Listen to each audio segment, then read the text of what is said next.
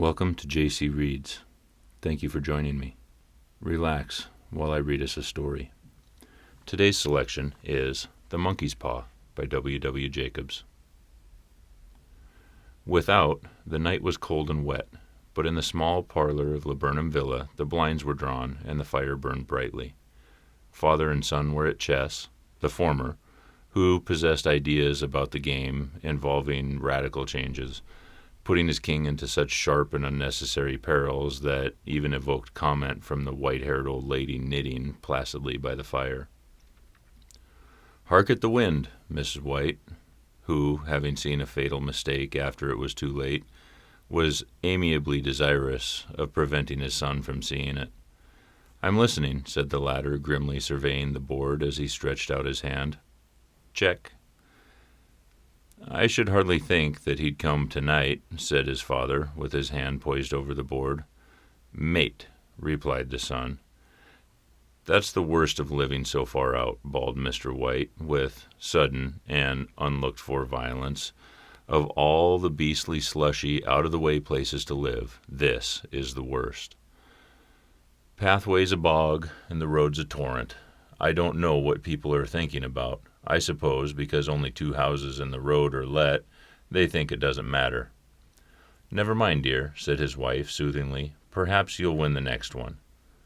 Mr. White looked up sharply, just in time to intercept a knowing glance between mother and son. The words died away on his lips, and he hid a guilty grin in his thin gray beard. "There he is," said Herbert White, as the gate banged to loudly and heavy footsteps came toward the door. The old man rose with hospitable haste, and, opening the door, was heard condoling with the new arrival. The new arrival also condoled with himself, so that Mrs. White said, "Tut, tut," and coughed gently as her husband entered the room, followed by a tall, burly man, beady of eye and rubicund of visage. "Sergeant Major Morris," he said, introducing him. The sergeant major shook his hands, and, taking the preferred seat by the fire, watched contentedly while his host got out whiskey and tumblers and stood a small copper kettle on the fire. At the 3rd glass his eyes got brighter, and he began to talk, the little family circle regarding with eager interest this visitor from distant parts, as he squared his broad shoulders in the chair and spoke of wild scenes and doughty deeds, of wars and plagues and strange peoples. 21 years of it," said Mr. White, nodding at his wife and son. "When he went away he was a slip of youth in the warehouse. Now look at him." "He don't look to have taken much harm," said Mrs. White politely. "I'd like to go to India myself," said the old man, "just to look around a bit, you know." "Better where you are," said the sergeant major, shaking his head. He put down his empty glass, and, sighing softly, shook it again. "I should like to see those old temples and fakirs and jugglers," said the old man. "What was that you started telling me the other day, about a monkey's paw or something, Morris?" "Nothing," said the soldier hastily. "Leastwise, nothing worth hearing." "Monkey's paw?" said Mrs. White curiously. "Well, it's just a bit of what you might call magic, perhaps," said the sergeant major offhandedly. His 3 listeners leaned forward eagerly. The visitor absent-mindedly put his empty glass to his lips and then set it down again. His host filled it for him. "To look at," said the sergeant major, fumbling in his pocket, "it's just an ordinary little paw, dried to a mummy." He took something out of his pocket and proffered it. Mrs. White drew back with a grimace, but her son, taking it, examined it curiously. "And what is there special about it?" inquired Mr. White, as he took it from his son, and, having examined it, placed it upon the table. "It had a spell put on it by an old fakir," said the sergeant major. "A very holy man. He wanted to show that fate ruled people's lives, and that those who interfered with it did so to their own sorrow. He put a spell on it so that 3 separate men could each have 3 wishes from it." His manner was so impressive that his hearers were conscious that their light laughter jarred somewhat. "Well, why don't you have 3, sir?" said Herbert White cleverly. The soldier regarded him in the way of middle age is wont to regard presumptuous youth. "I have," he said quietly, and his blotched face whitened. "And did you really have the 3 wishes granted?" asked Mrs. White. "I did," said the sergeant major, his glass tapped against his strong teeth. "And has anybody else wished?" persisted the old lady. "The first man had his 3 wishes, yes," was the reply. "I don't know of what the first 2 were, but the third was for death. That's how I got the paw." His tones were so grave that a hush fell upon the group. "If you've had your 3 wishes, it's no good to you now, then, Morris," said the old man at last. "What do you keep it for?" The soldier shook his head. "Fancy, I suppose," he said slowly. "I did have some idea of selling it, but I don't think I will. It has caused enough mischief already. Besides, people won't buy. They think it's a fairy tale. Some of them, and those who do think anything of it, want to try it first and pay me afterwards." "If you could have another 3 wishes," said the old man, eyeing him keenly, "would you have them?" "I don't know," said the other. "I don't know." He took the paw, and, dangling it between his forefinger and thumb, suddenly threw it into the fire. White, with a slight cry, stooped down and snatched it off. "Better let it burn," said the soldier solemnly. "If you don't want it, Morris," said the other, "give it to me." "I won't," said his friend doggedly. "I threw it on the fire. If you keep it, don't blame me for what happens. Pitch it on the fire again, like a sensible man." The other shook his head and examined his new possession closely. "How do you do it?" he inquired. "Hold it up in your right hand and wish aloud," said the sergeant major, "but I warn you of the consequences." "Sounds like the Arabian Nights," said Mrs. White, as she rose and began to set the supper. "I don't think you might wish for 4 pairs of hands for me." Her husband drew the talisman from pocket, and then all 3 burst into laughter as the sergeant major, with a look of alarm on his face, caught him by the arm. "If you must wish," he said gruffly, "wish for something sensible." Mr. White dropped it back in his pocket, and, placing chairs, motioned his friend to the table. In the business of supper the talisman was partly forgotten, and afterwards the 3 sat listening in an enthralled fashion to a second installment of the soldier's ventures in India. "If the tale about the monkey's paw is not more truthful than those he has been telling us," said Herbert, as the door closed behind the guest, just in time for him to catch the last train, "we shan't make much of it." "Did you give him anything for it, father?" inquired Mrs. White, regarding her husband closely. "A trifle," said he, coloring slightly. "He didn't want it, but I made him take it, and he pressed me again to throw it away." "Likely," said Herbert, with pretended horror. "Why, we're going to be rich, and famous, and happy. Wish to be an emperor, father, to begin with, then you can't be henpecked." He darted around the table, pursued by the malign Mrs. White, armed with an antimacassar.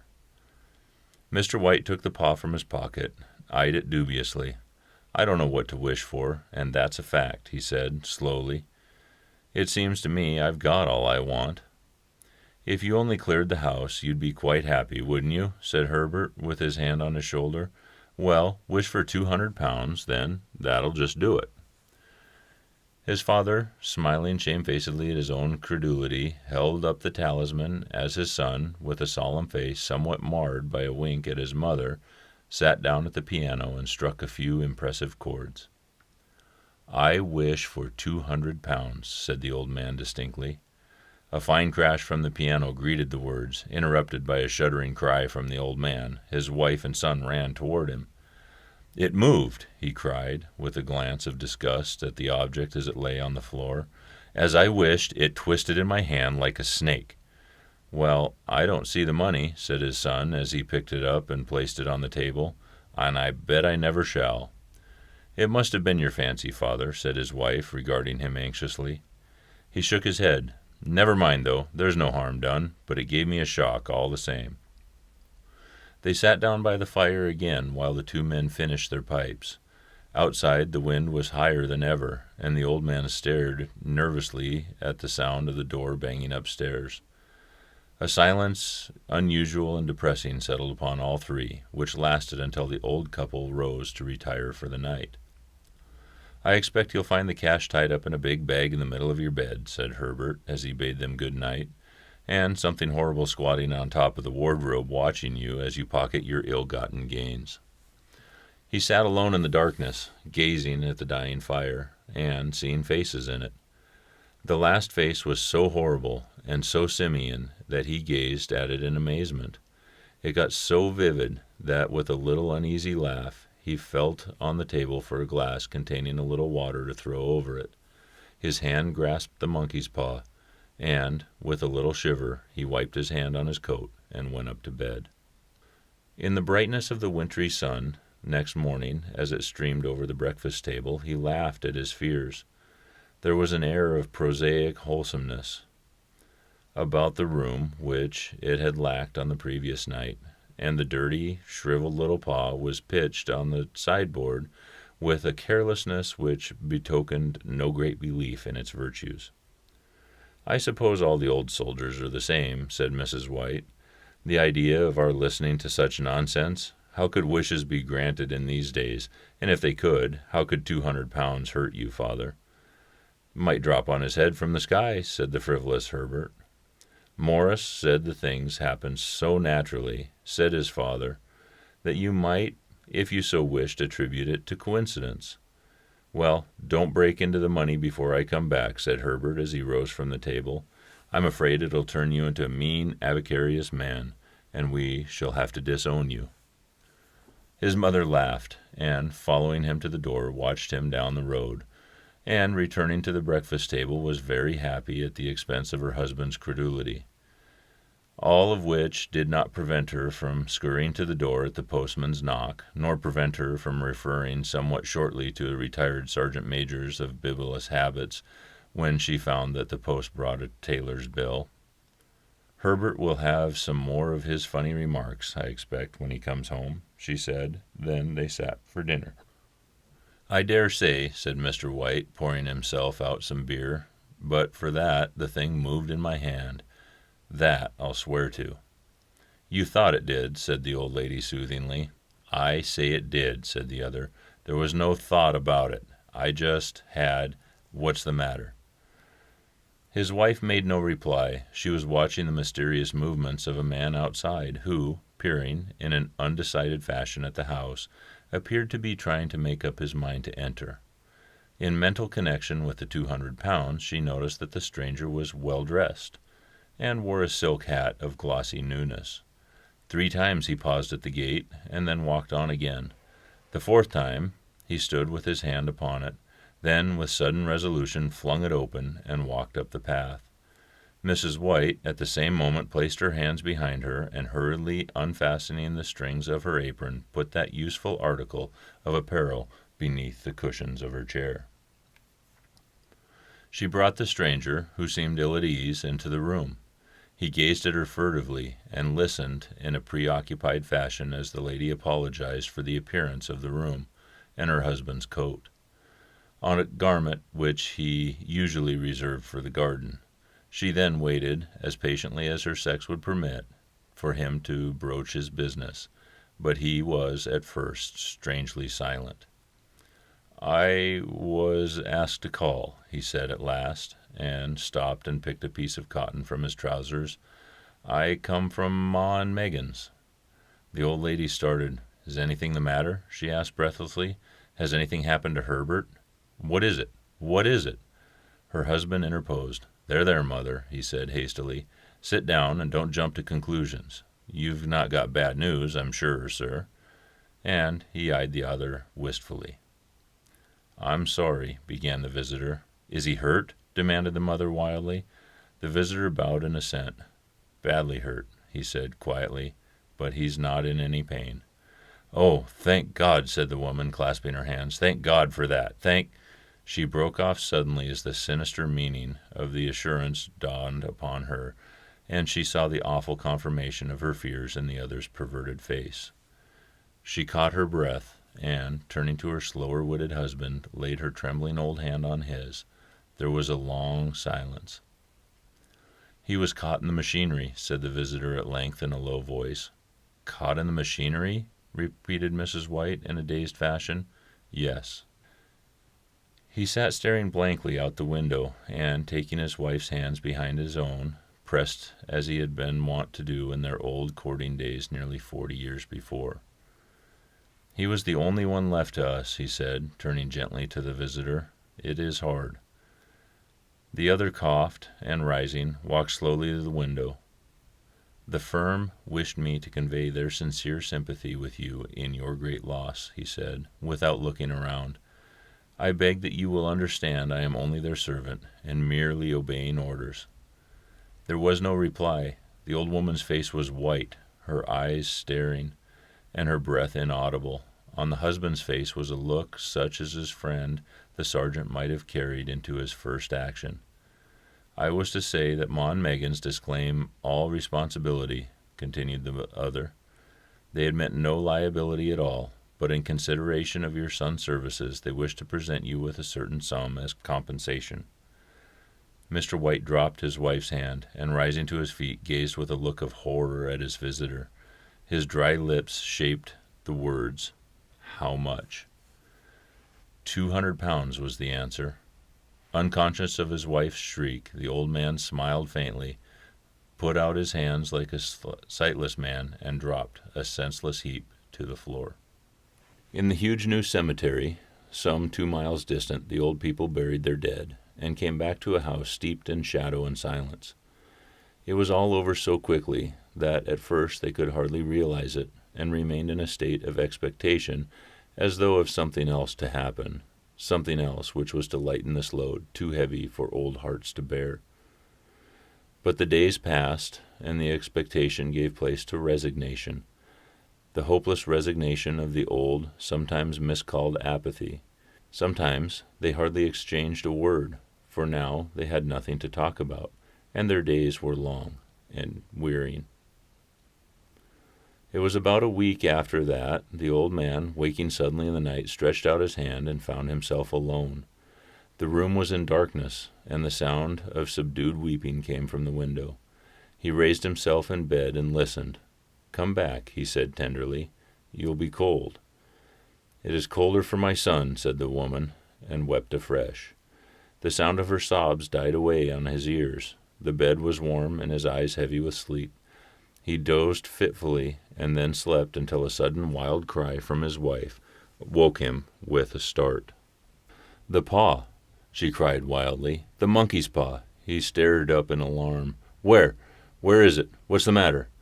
She came stumbling across the room toward him. "I want it," she said quietly. "You've not destroyed it." "It's in the parlor, on the bracket," he replied, marveling. "Why?" She cried and laughed together, and bending over, kissed his cheek. "I only just thought of it," she said hysterically. "Why didn't I think of it before? Why didn't you think of it?" "Think of what?" he questioned. "The other 2 wishes," she replied rapidly. "We've only had one." "Was one not enough?" he demanded fiercely. "No," she cried triumphantly. "We'll have one more. Go down and get it quickly, and wish our boy alive again."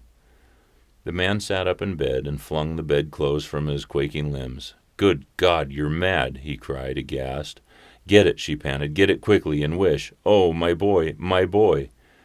Her husband struck a match and lit a candle. "Get back to bed," he said unsteadily. "You don't know what you're saying." "We had the first wish granted," said the old woman feverishly. "Why not the second?" "A coincidence?" stammered the old man. "Go and get it, and wish," cried his wife, quivering with excitement. The old man turned and regarded her, and his voice shook. "He's been dead 10 days, and besides, I would not tell you else, but I could only recognize him by his clothing. If he was too terrible for you to see then, how now?"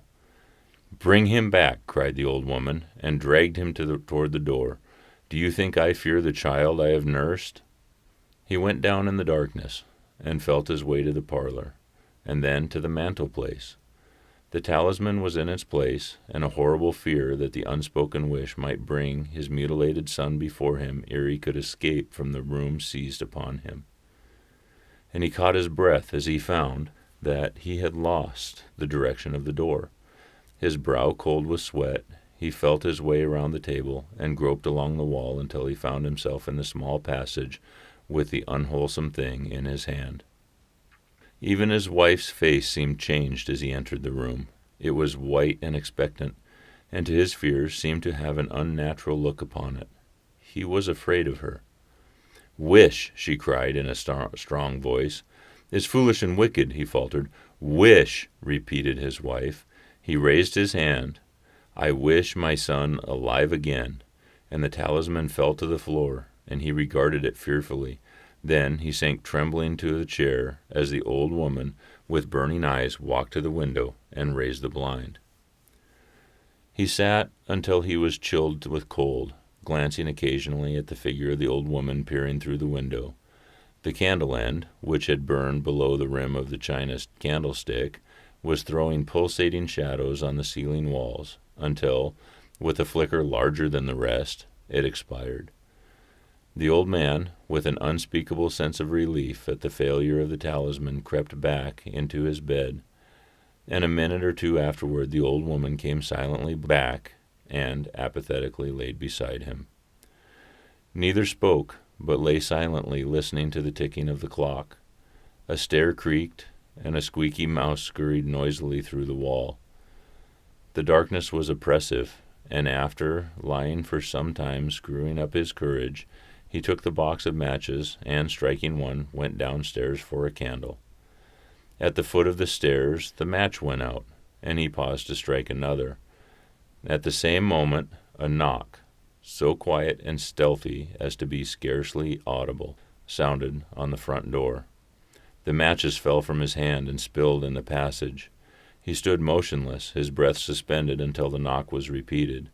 Then he turned and fled swiftly back to his room and closed the door behind him. A third knock sounded through the house. "What's that?" cried the old woman, starting up. "A rat," said the old man in shaking tones. "A rat. I passed it on the stairs." His wife sat up in bed listening. A loud knock resounded through the house. "It's Herbert!" she screamed. "It's Herbert!"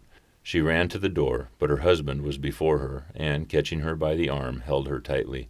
"What are you going to do?" he whispered hoarsely. "It's my boy. It's Herbert," she cried, struggling mechanically. "I forgot. It was 2 miles away. What are you holding me for? Let go. I must open the door." "For God's sake, don't let it in," cried the old man, trembling. "You're afraid of your own son?" she cried, struggling. "Let me go. I'm coming, Herbert. I'm coming." There was another knock, and another.